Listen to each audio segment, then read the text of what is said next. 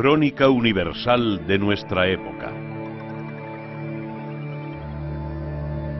Capítulo 8. La lenta recuperación. 1945-1953.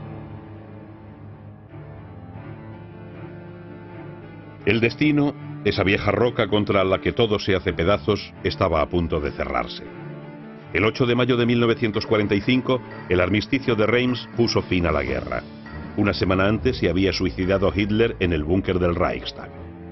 Desde unos días antes, se balanceaba colgado boca abajo en la Piazza Loreto de Milán el cuerpo de Benito Mussolini. Sobre el cementerio humeante de Europa deambulaba una población angustiada y famélica.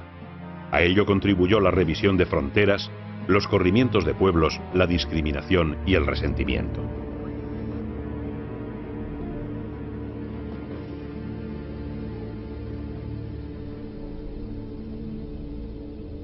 Era imposible evitar que tras la Guerra Caliente surgiera la Guerra Fría. En marzo de 1946, Churchill había dicho: de Stettin en el Báltico a Trieste en el Adriático ha caído un telón de acero que divide el continente. Europa buscó refugio en su unidad. Los movimientos europeístas surgidos en 1945 en Bruselas se concretarían en 1949 en el Consejo de Europa. El Plan Marshall pondría las bases económicas de la recuperación y se creó en París un organismo de cooperación, la OECE, y en el este surgía el Comecon. De 1945 a 1950, los Estados Unidos impusieron al Japón un gobierno presidido por el general MacArthur y una nueva constitución mientras se juzgaba a los criminales de guerra, se determinaba la naturaleza de las reparaciones y se procedía a la reconstrucción. En 1949 el gabinete de Yoshida firmó una alianza amplísima con Estados Unidos que en 1951 devolvía al país su independencia. El Tratado de San Francisco despojó al Japón de los territorios conquistados. En noviembre de 1945 se juzgó a los criminales de guerra en Nuremberg. Hermann Göring se suicidó antes de conocer su sentencia. Martin Bormann huyó y los demás escucharon impávidos el relato de sus hazañas. El 1 de octubre de 1946, 11 dirigentes nazis fueron condenados a la horca. Muchos otros serían fusilados.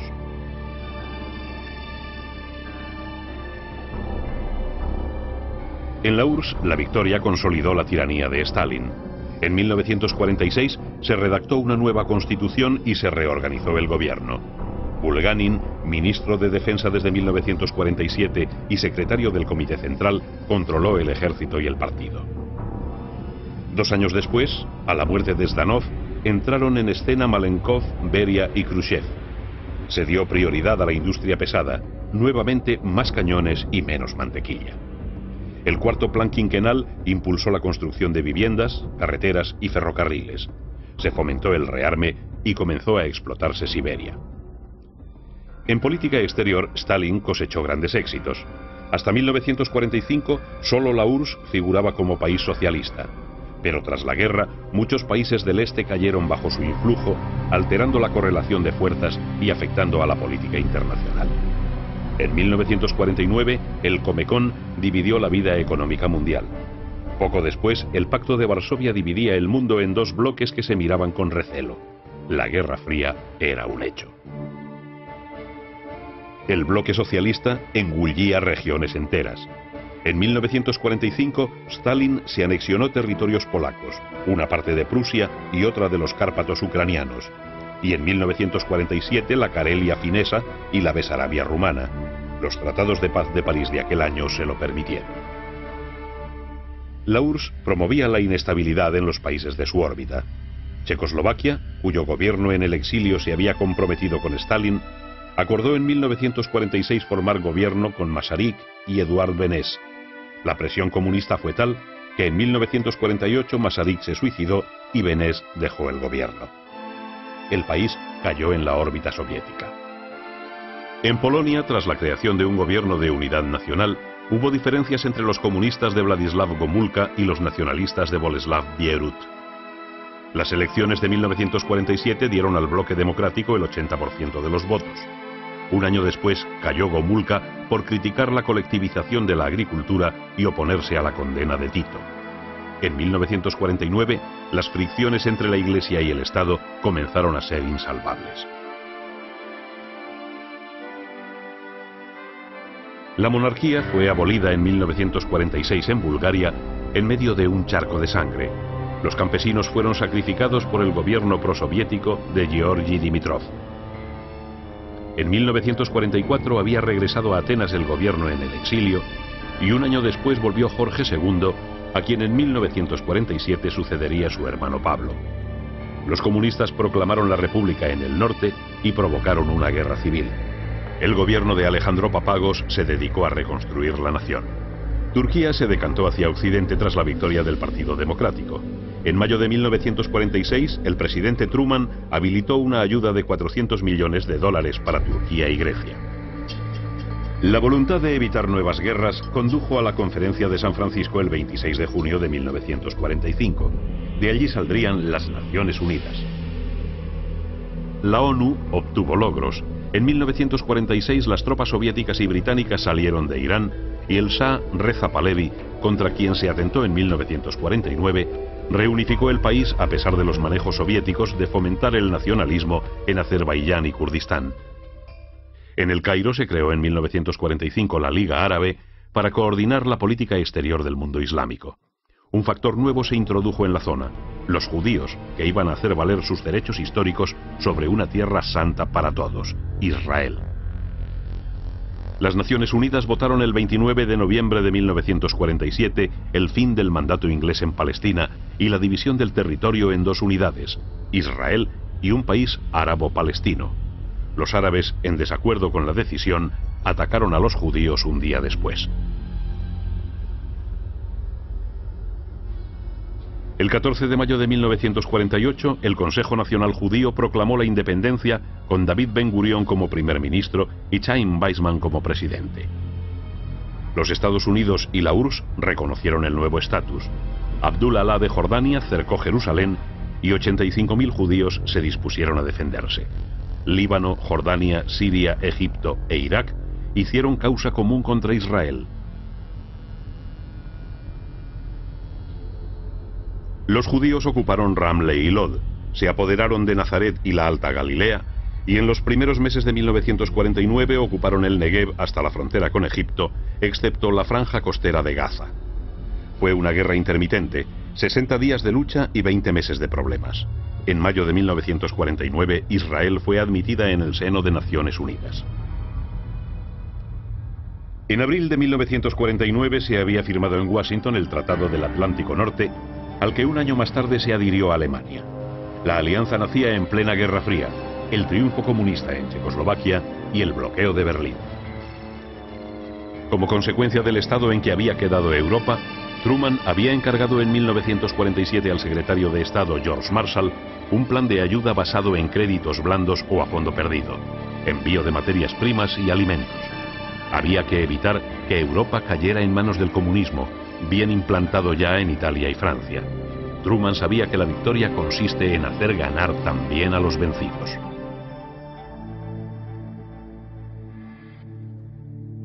El panorama italiano era sombrío.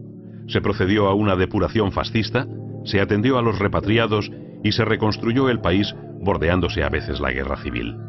Víctor Manuel III abdicó en su hijo Humberto I, que marchó al exilio. Alcide de Gasperi, primer secretario de la democracia cristiana, proclamó la República en junio de 1946. Todo se hizo con normalidad. Enrico de Nicola ocupó la presidencia y se aprobó la Constitución. Italia inició su reconstrucción con la ayuda de Estados Unidos, pero perdió Istria, que pasó a Yugoslavia, y su imperio colonial, Libia, Eritrea y Somalia. Tuvo que pagar indemnizaciones de guerra, dificultad a la que se unieron las provocadas por la divergencia política entre los socialistas de Neni y los comunistas de Togliatti. El democristiano Luigi Einaudi llevó a cabo una política europea y superó la crisis agraria del sur con la expropiación de grandes latifundios calabreses. En Francia, De Gaulle inició una caza de colaboracionistas y prohombres del gobierno de Vichy. Pétain fue condenado a muerte, sentencia conmutada por la cadena perpetua, y Pierre Laval ejecutado. En octubre de 1945 hubo elecciones a la Asamblea Nacional que ganó la izquierda. Se nacionalizó el Banco de Francia, los seguros y el carbón. De Gaulle dejó el poder en manos de Georges Bidault, que se opuso a descolonizar Argelia. En 1946 se instauró la Cuarta República. Al año siguiente, los socialistas Vincent Auriol y Paul Ramadier rigieron los destinos del país. Pero el descontento y las huelgas crearon problemas. París quedó paralizado. El comunista Maurice Thorez, contrario a aprobar créditos militares para Indochina y enemigo de bloquear los salarios, provocó algaradas que llevaron a la crisis económica y a la subida de precios. La devaluación del franco, la ayuda norteamericana, la política económica de Robert Schuman y otros factores salvaron a Francia del desastre. Inglaterra salía de la guerra con una deuda de 14.000 millones de dólares. Los bombardeos alemanes habían arrasado varios enteros de Londres, Liverpool o Manchester. El país se había descapitalizado y la libra redujo su valor a la mitad.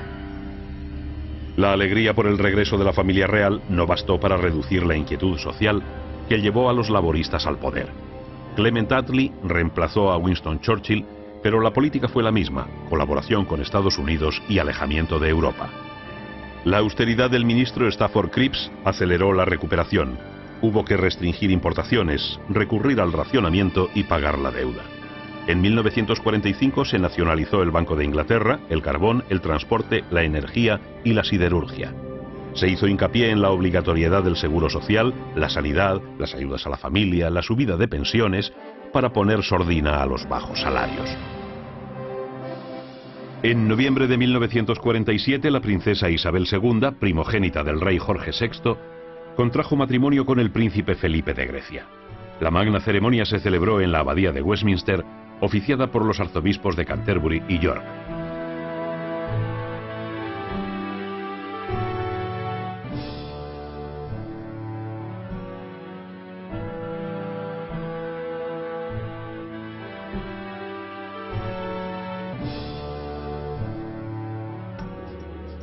En 1947, el ministro de Exteriores, Bevin, transformó la Commonwealth en una asociación de estados independientes. Se creó un gobierno de transición en la India que dio paso en 1947 a su independencia en medio de los enfrentamientos entre hindúes y musulmanes. Gandhi cayó asesinado en Nueva Delhi, víctima de aquel clima de violencia.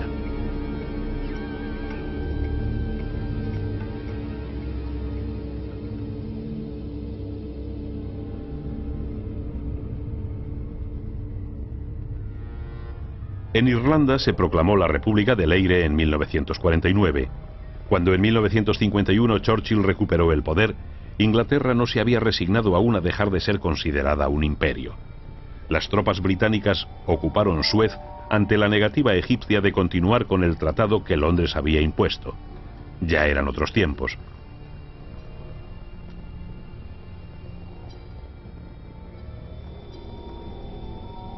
Aquel mismo año, Farouk, rey de Egipto, abdicó en su hijo Fuad, de 7 meses de edad, y se nombró un gobierno que presidió el general Naguib. Un año después se proclamó la República. También Alemania salió de la guerra arruinada. El marco carecía de valor y se utilizaba como moneda, entre otras cosas, los cigarrillos americanos. Todo estuvo racionado, desde el carbón a la carne hasta principios de los 50. En las conferencias de Teherán y Yalta, los aliados no habían llegado a acuerdos definitivos. En junio de 1945 se estipuló que el mando militar de las 4 zonas en que fue dividido el país asumiría poderes de gobierno. Un mes después se reunieron en Potsdam Truman, Churchill y Stalin. De allí saldría el nuevo mapa de Europa y la división de Alemania. Rusia se quedaría con Prusia Oriental, Polonia con los territorios al este de la línea Oder-Neisse. Berlín recibía un estatuto especial. La población alemana establecida en Hungría, Checoslovaquia y Polonia volvería a Alemania. La administración del país fue puesta bajo control aliado. Se disolvieron los consorcios, trusts y sindicatos, se desmanteló la industria y se acordaron reparaciones de guerra, entre las que estaban las siguientes medidas: embargo de la flota mercante, las patentes, el capital depositado en bancos extranjeros, las minas, los complejos industriales Krupp o Farben y la tecnología. En el sector oriental pasaron a ser de propiedad soviética el 25% de las fábricas, más de 200 empresas. Se prohibió el Partido Nacional Socialista, cuyos jefes ingresaron en prisión, mientras se interrogaba a 6 millones de posibles nazis y eran rehabilitados los partidos. En 1948, la Conferencia de Londres recomendó la integración económica de Alemania bajo una nueva constitución y un control internacional del Ruhr. Stalin respondió con el bloqueo y división de Berlín. Pero la suerte estaba echada. En 1949, Alemania se convirtió en república federal, con el presidente del CDU, Konrad Adenauer, como canciller. Los rusos crearon la República Democrática. La partición era un hecho.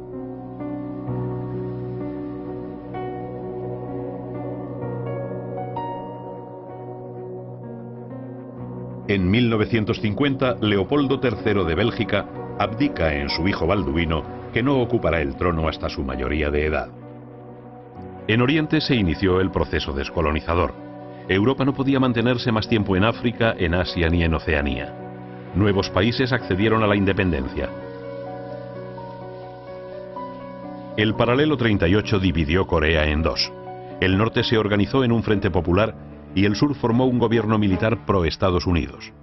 Tras las elecciones a la Asamblea Nacional en agosto de 1948, nació Corea del Sur con Syngman Rhee como presidente y se proclamó la República Popular de Corea del Norte con Kim Sung como primer ministro. Las tropas extranjeras se retiraron, dejando una frontera caliente. El norte violó el paralelo 38 en junio de 1950 y Seúl quedó a su merced. Los Estados Unidos solicitaron la reunión del Consejo de Seguridad, que envió tropas. MacArthur desembarcó en Incheon. La entrada en liza del ejército chino prolongó el conflicto hasta el verano de 1953, dejando tras de sí 1 millón de muertos. Hubieran sido más de no haber atajado de manera drástica el presidente Truman las sugerencias del general MacArthur de lanzar la bomba atómica sobre China. 3 meses antes, en marzo de 1953, murió Stalin. Su papel en política exterior, aunque enigmático desde 1945, tuvo su plasmación en la creación de la Revolución China y de los regímenes totalitarios de la Europa del Este. En general, su actuación fue beneficiosa para Rusia, cuya economía planificó. Heredó un país que trabajaba el campo con arado de madera y lo dotó de reactores atómicos. Lástima que su obra se hubiera levantado sobre la tiranía. En Indochina, donde en 1945 los japoneses arrebataron a Francia el dominio, la conferencia de Potsdam previó 2 zonas de influencia a ambos lados del paralelo 16. En el norte, Ho Chi Minh creó la República Democrática de Vietnam, y en el sur, Inglaterra restableció en 1946 la dominación francesa. Camboya accedió a la independencia. Francia, con las pretensiones ultranacionalistas de volver al estado de cosas anterior, provocó la Primera Guerra de Indochina. La Legión ocupó el delta del Mekong, subestimando la capacidad ofensiva del Viet Minh, cuyo general Giap infligió derrotas que obligaron al gobierno profrancés del exemperador Bao Dai a pedir ayuda. Estados Unidos ayudó a Francia y el conflicto se enredó. La URSS y la China de Mao brindaron su ayuda a Ho Chi Minh. China atravesó un periodo de inestabilidad. Chiang Kai-shek ocupó las grandes ciudades, pero no fue capaz de poner orden y se erigió en dictador con el visto bueno de Estados Unidos.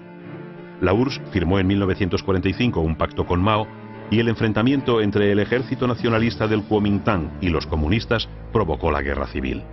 En 1949, Mao conquistó Nankín y proclamó la República Popular. Un año después, tras los éxitos en Hainan, Mao intervino en Corea e Indochina. En los Estados Unidos, Harry Truman basó su política en el anticomunismo.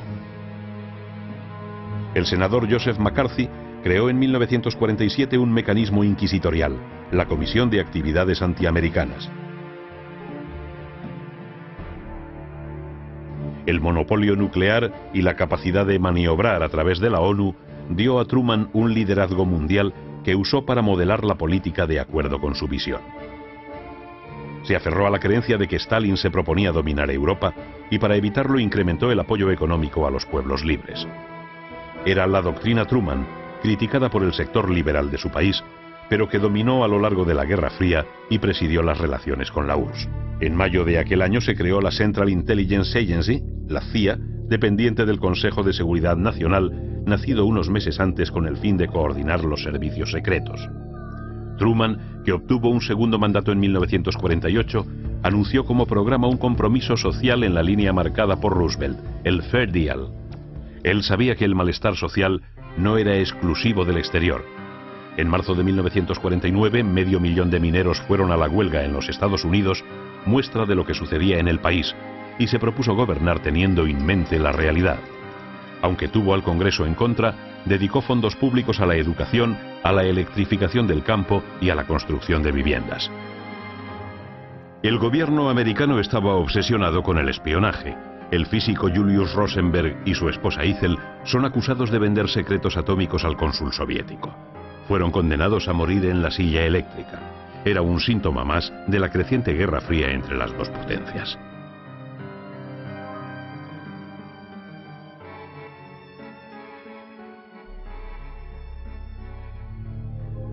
En política exterior, el puente aéreo de Berlín, bloqueado por la URSS en junio de 1948, ocupó parte de sus esfuerzos.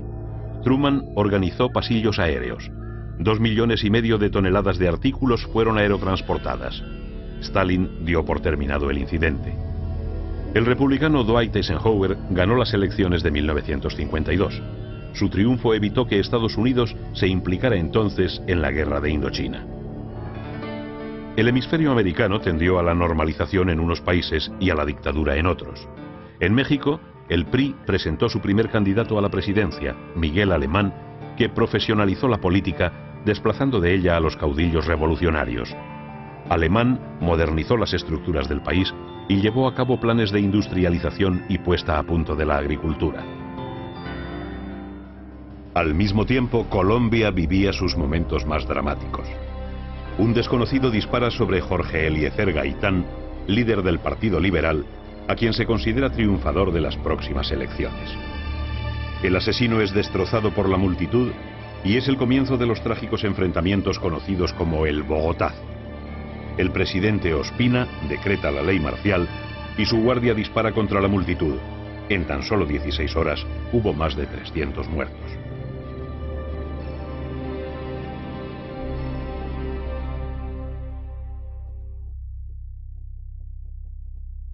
En Argentina la vida política y social comenzó a girar en torno a dos personajes: Juan Domingo Perón, encarcelado en octubre de 1945, y Eva Duarte, que llenó las calles de Buenos Aires de descamisados para reclamar la vuelta de Perón.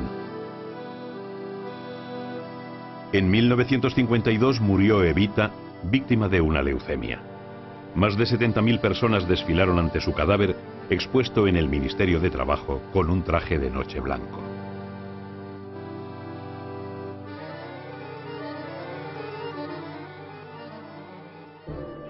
La vida seguía imponiendo sus usos y costumbres. Todos eran conscientes de que se iba una época y nacía otra. A pesar del macartismo y del puritanismo, hubo apertura hacia la libertad. Coincidiendo con las pruebas atómicas en el atolón de Bikini, se presentó en París la novedad de un bañador que haría furor en las playas junto con las gafas de sol y el bronceador. Se apoderó del gran público un fenómeno que empezaba a ser universal: los platillos volantes, después de que la policía del estado de Maryland diera cuenta de un extraño objeto circular que recorrió el cielo.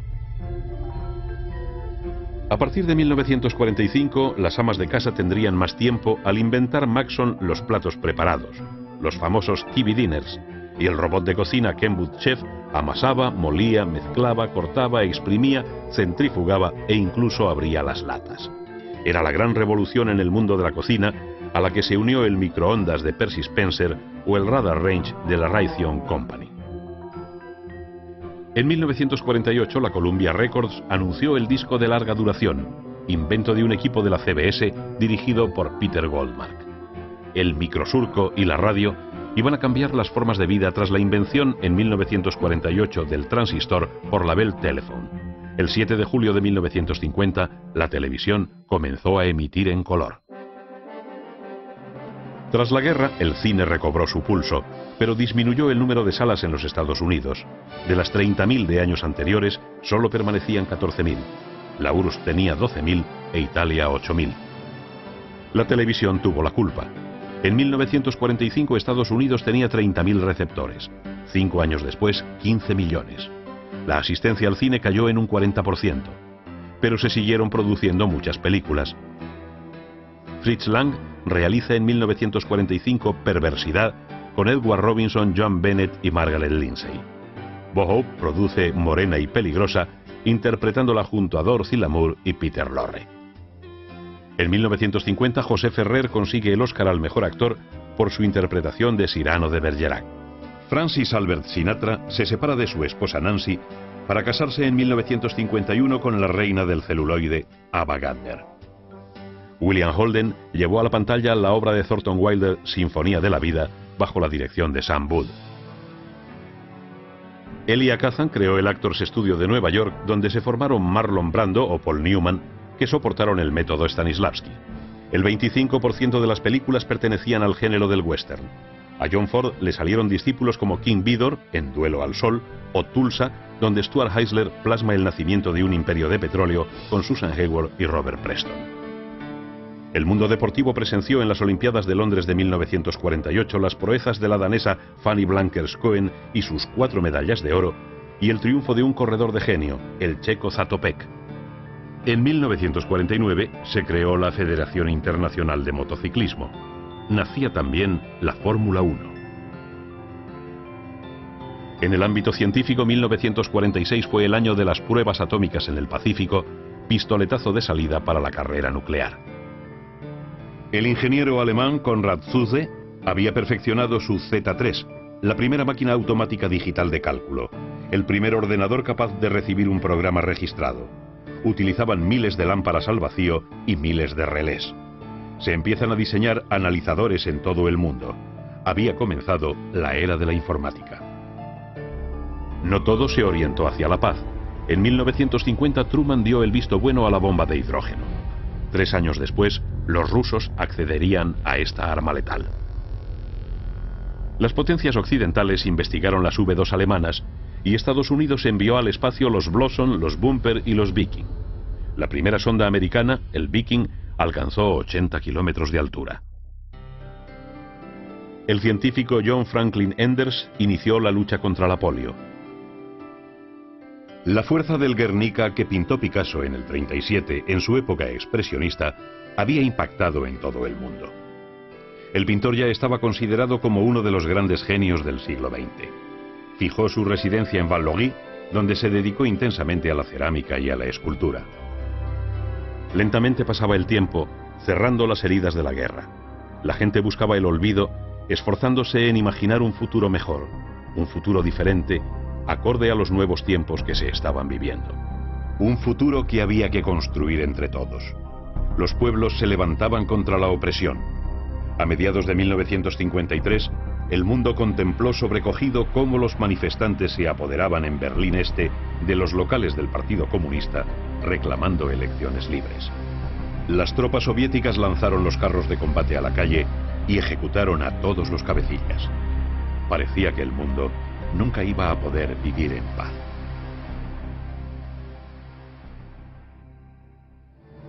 Capítulo 9.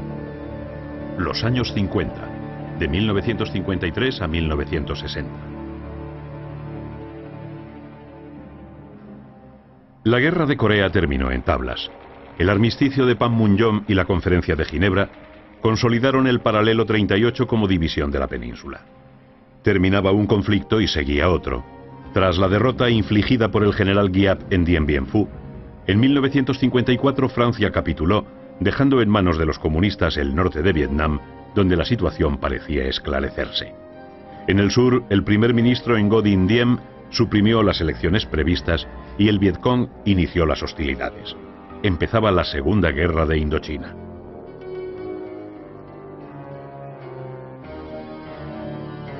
La política norteamericana estuvo dominada desde 1953 por una obsesión no exenta de cierta dosis de propaganda. Fue liberar del comunismo a las naciones bajo su yugo. A ese fin, el tándem republicano Dwight Eisenhower-Richard Nixon diseñó un plan de ayuda al desarrollo acompañado de una estrategia militar de cerco a la URSS. Eisenhower, que acababa de ganar las elecciones, Se rodeó de gente capaz como John Foster Dulles o Earl Warren. Contaba además con el voto obrero y rural y el de la minoría urbana negra. Su primer mandato, presidido por la prosperidad, generó un clima de confianza, a lo que contribuyó el control de la inflación y una política de austeridad que mantuvo el empleo. El programa Átomos para la Paz fue un paso importante para el uso no bélico de la energía nuclear.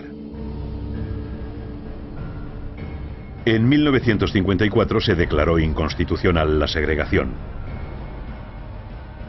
Shirley Temple, Katharine Hepburn, Edward G. Robinson hicieron campaña a favor de los derechos civiles, respaldando a Martin Luther King.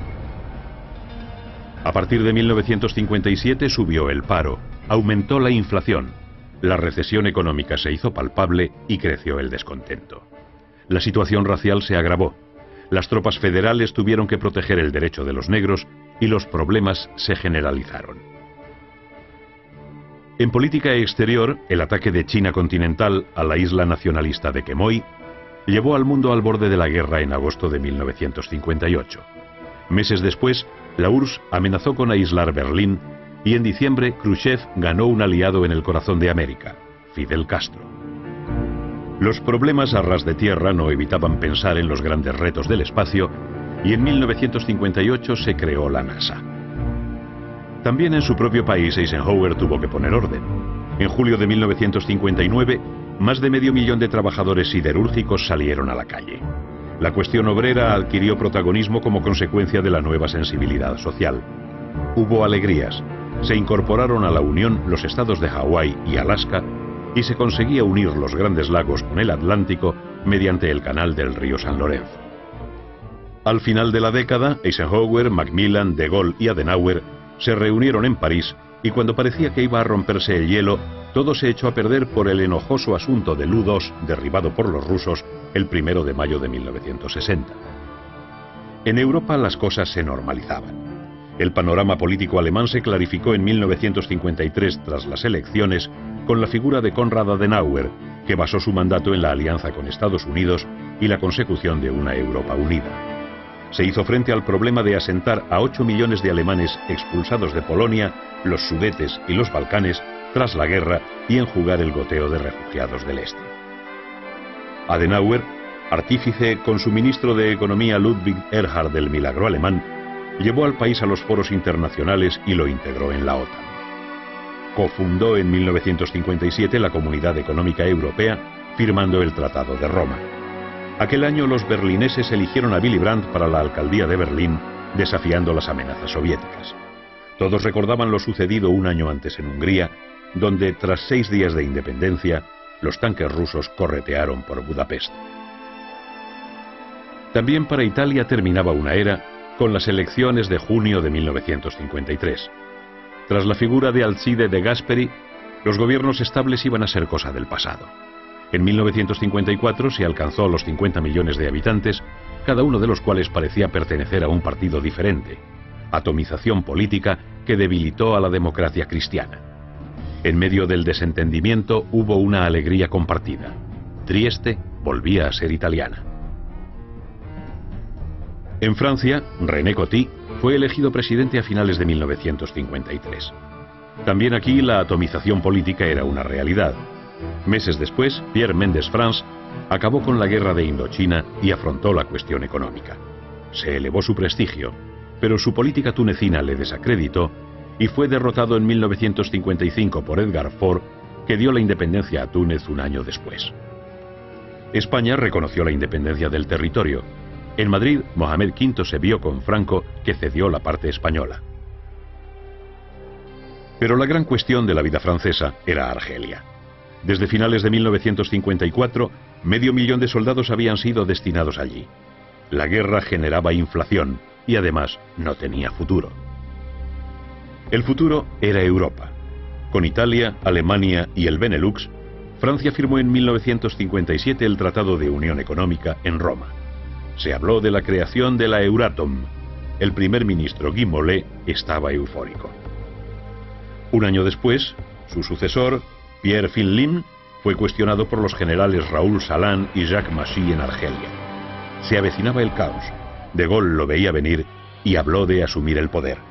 Ante el peligro de guerra civil, Coty no solo le invitó a formar gobierno, sino que de acuerdo con la Asamblea Nacional, le otorgó poderes para reformar la Constitución.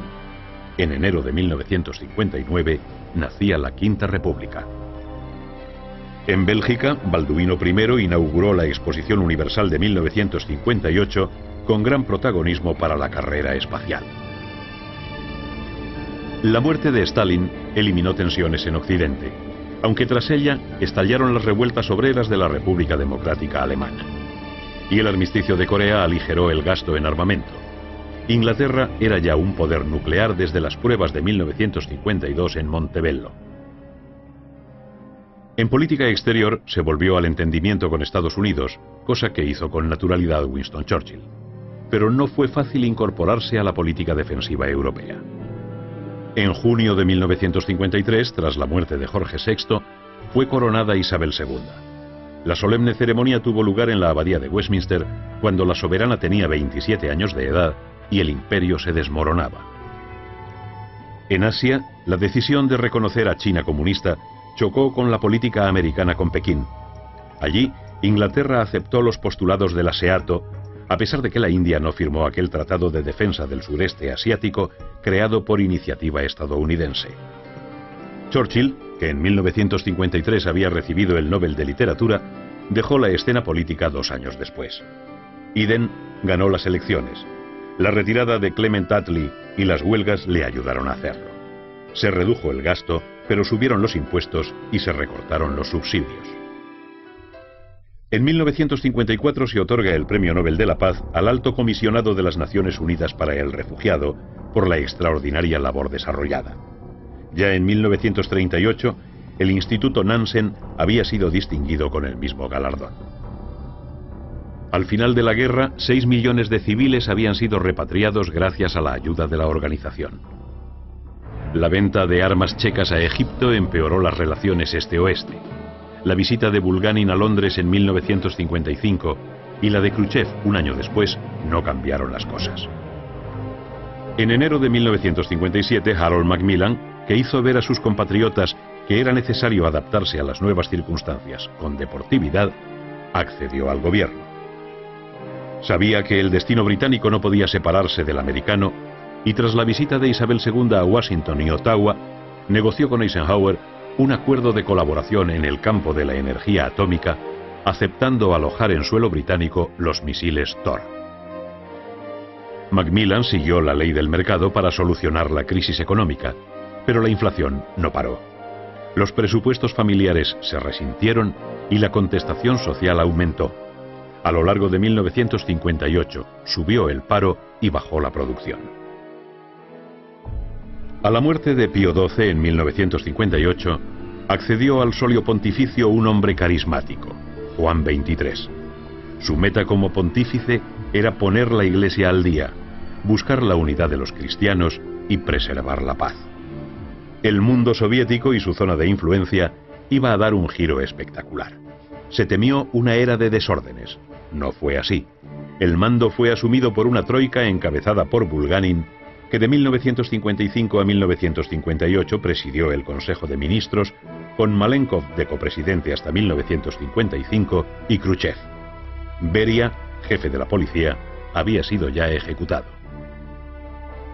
Khrushchev maniobró y en 1958 se hizo con el poder. Antes había denunciado en el 20º Congreso del Partido Comunista Soviético la época staliniana. En 1957 se deshizo de Malenkov, Molotov y Kaganovich y en marzo de 1958 ocupó el puesto de primer ministro que ostentaba Bulganin sin dejar el de primer secretario del partido. Su figura no fue contestada en la URSS, pero sí en China. Cuando en 1958 visitó aquel país, era claro que no sentaba bien su campaña antiestalinista. Khrushchev cambió las líneas de la política económica. Desmontó el sistema de trabajos forzados, liberando a millones de presos en 1958, y adoptó algunos principios legales en defensa de las personas. En 1955 se creó el Pacto de Varsovia, respuesta a la OTAN nacida unos años antes. Eisenhower invitó a Khrushchev en 1959 a visitar Estados Unidos. Era un momento de esplendor en el ámbito político y científico ruso. Días antes de la visita, circularon por Occidente las primeras fotografías realizadas por la sonda Lunik III en el satélite de la Tierra. Tras la muerte de Stalin, Mao Zedong emergió como máxima referencia del comunismo. Asumió el protagonismo ideológico y radicalizó sus programas. China inició en 1953 su primer plan quinquenal con una meta: transformar una sociedad agrícola en una potencia industrial. ¿Por qué no iba a poder hacerse? Rusia lo había conseguido. La URSS facilitó préstamos, ayuda técnica, maquinaria, tecnología. También para el Japón, la época que se iniciaba tras la guerra de Corea supuso pasar de la depresión a la prosperidad. Sus buenos oficios negociadores a favor de las Naciones Unidas pusieron al país nipón en excelentes relaciones con Occidente. En 1952 había vuelto a ser independiente y la economía inició un crecimiento que continuó hasta 1960. Las reformas agrarias beneficiaron al campo, que empezaba a mecanizarse a la par que se aceleraba el trasvase del arado a la máquina. En América Latina, la violencia, el golpismo, la contestación política y social cobraron auge. En México, el ejército reprimió en 1956 una manifestación estudiantil con ametralladoras y bombas. Y 2 años después, sofocó manu militari la huelga de ferrocarriles. En Cuba tuvo lugar en 1953 el primer estallido contra Batista, pero el asalto al cuartel de Moncada terminó en fracaso. En 1959 Batista convoca unas elecciones generales que son rechazadas como fraudulentas.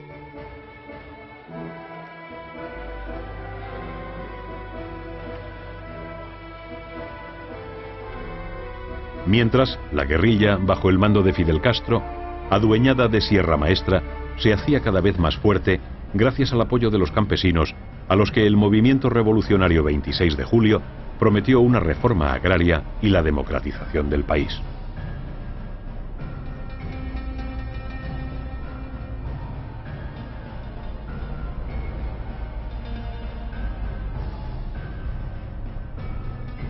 Castro, en compañía del Che Guevara y de su ejército de guerrilleros, entra en La Habana. La muchedumbre los aclama enfervorizada, pero en realidad acababa una dictadura y comenzaba otra.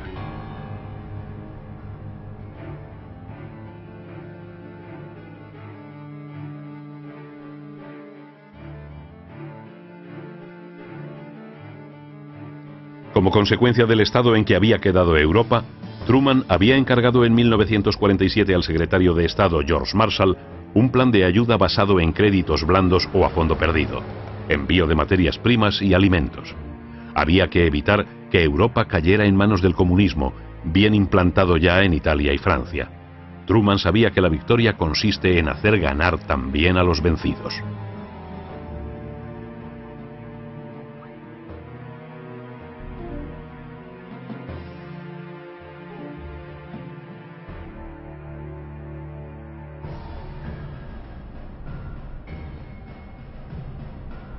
Las dictaduras nacían, crecían y se desarrollaban como criaturas perniciosas. Los dictadores estaban por todas partes. En Nicaragua, Anastasio Somoza salía ileso de un atentado en 1954. Mientras, Alfredo Stroessner se hacía con el poder en Paraguay tras un golpe de Estado. La presencia norteamericana fue omnímoda en un momento en el que el anticomunismo era su meta única. La larga mano de la United Fruit Company se veía en todas partes. Sus ejecutivos movían los hilos para colocar a su antojo la marioneta de turno. En enero de 1958, el vicepresidente Nixon fue apedreado en Venezuela, donde acababa la dictadura de Marcos Pérez y tomaba el poder una junta que llevó a cabo la transición a la democracia. Rómulo Betancourt tomó posesión en 1959. Era el primer presidente venezolano que terminó su mandato. Viejo simpatizante de la izquierda, se moderó tanto que adoptó una política anticastrista que le acarreó la creación del MIR, Movimiento Revolucionario. En Argentina se preparaba un golpe militar. El 16 de junio de 1955, la gente se agolpaba en la Plaza de Mayo esperando un desfile. Los aviones descargaron las bombas sobre la plaza. Perón había escapado de la Casa Rosada, informado por el embajador americano. El ejército peronista